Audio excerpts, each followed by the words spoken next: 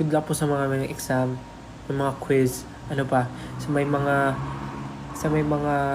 lakad bukas, sa may mga proposal bukas. Good luck po sa inyo.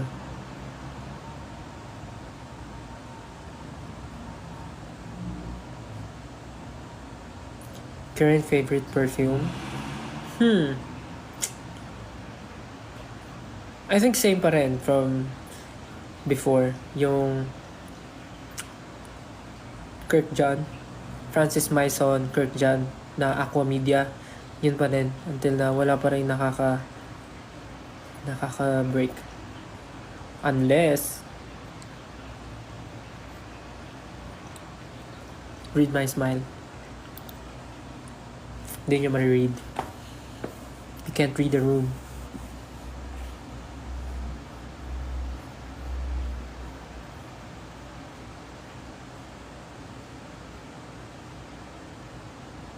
Kilala niyo po SB19? Actually,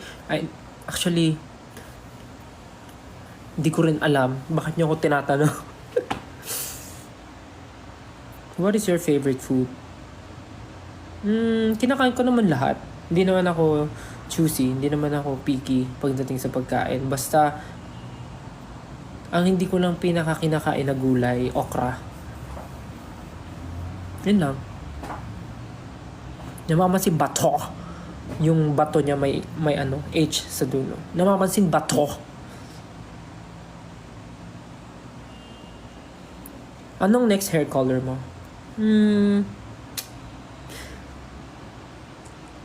Kalbo.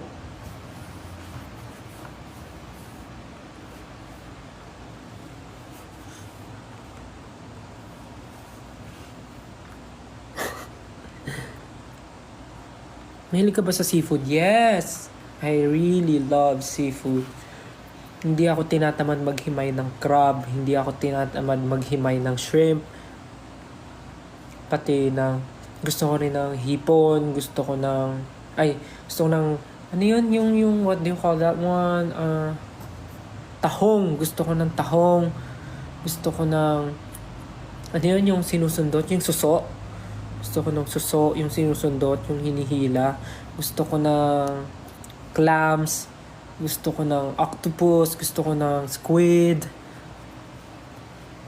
May natikman nga ako lately, yung pulpo. I love pulpo. Basta I love seafood. Gusto ko ng tilapia. Mahilig ako sa bangus. Rellenong bangus. Inihaw na bangus. Boneless bangus. Sasasaw mo sa suka. Yeah, sarap. King crab, hindi pa ako nakaka-try. Maybe someday, I get to try king crab. Pero feeling ko hindi ko kayanin alone. Any allergies? Good question. Actually, before, when I was a kid, super allergic ako sa egg. So, ginawa ng lola ko, dahil may allergy ako sa egg and wala ako sa lugar para mag-inarte at magkaroon ng allergy sa egg, ginawa niya, everyday baon ko sa school, egg and rice. So, wala akong magagawa kundi kainin yun dahil pag di ko kinain, magugutom ako.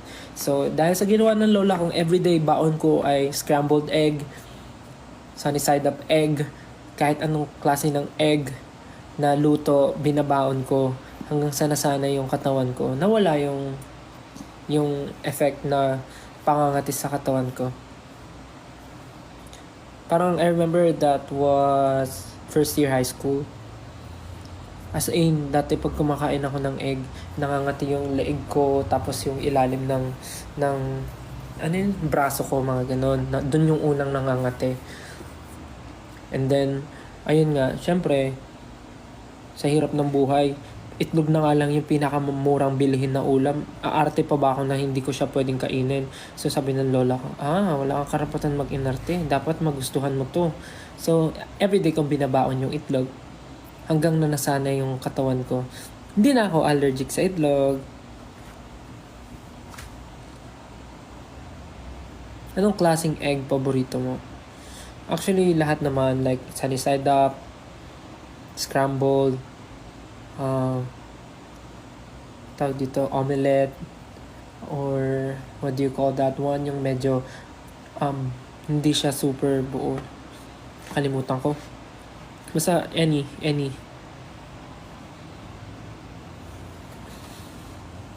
Eggnog. Uy, egg pie actually. Egg pie is really, really good. Buko pie din.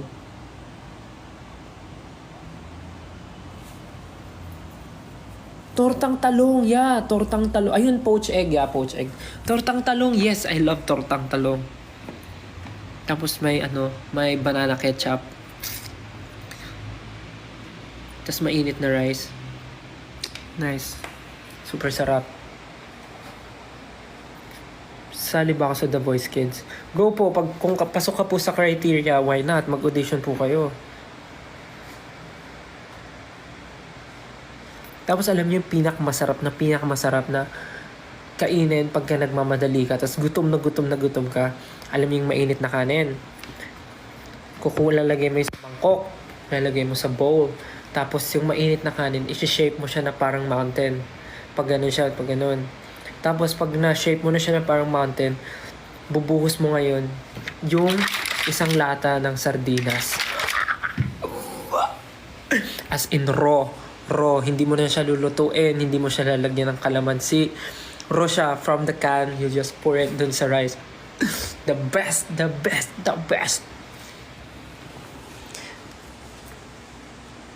Yun yung isa sa mga favorite ko ding go to fast food. Hindi, I mean go to, paano siya naging go to? Kanin siya, hindi siya go to. Hindi, yun yung isa sa paborito kong kainin pag mabilisan na ganun. Yung na with rice.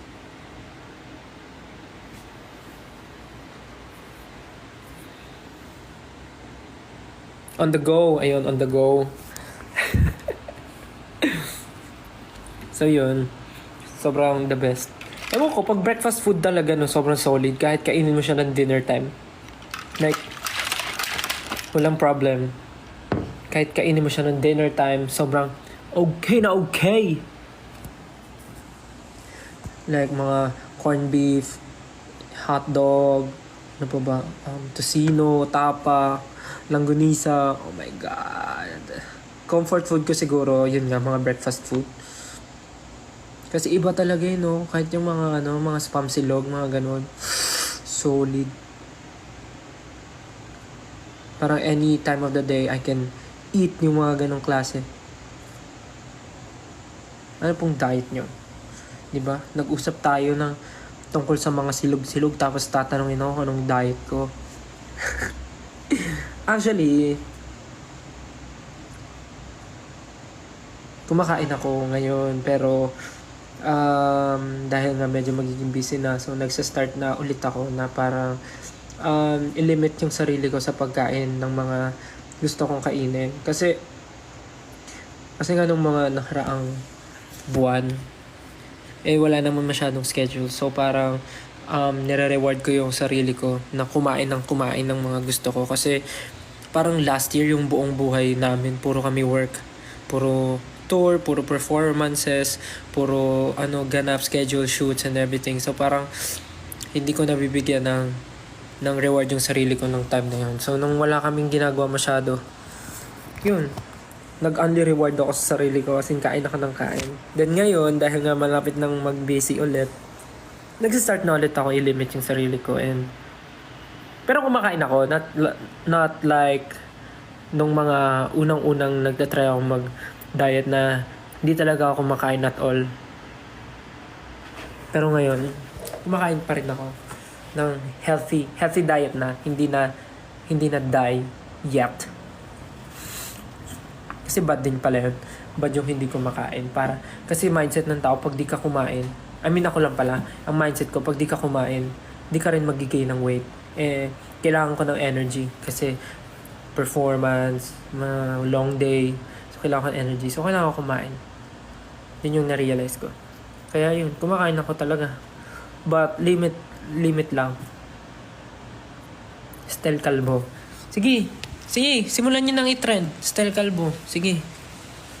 Pag ako nagpakalbo talaga, iyak kayo.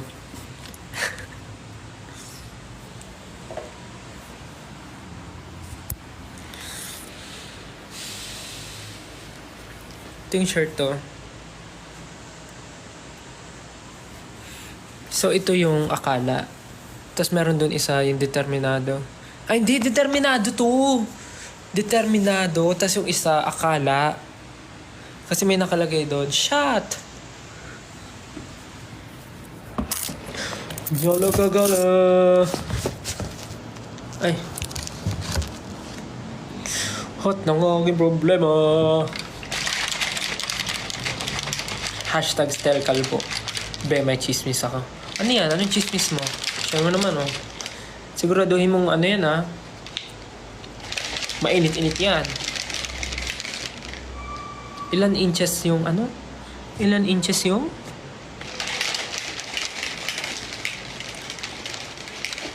Ilang inches yung ano?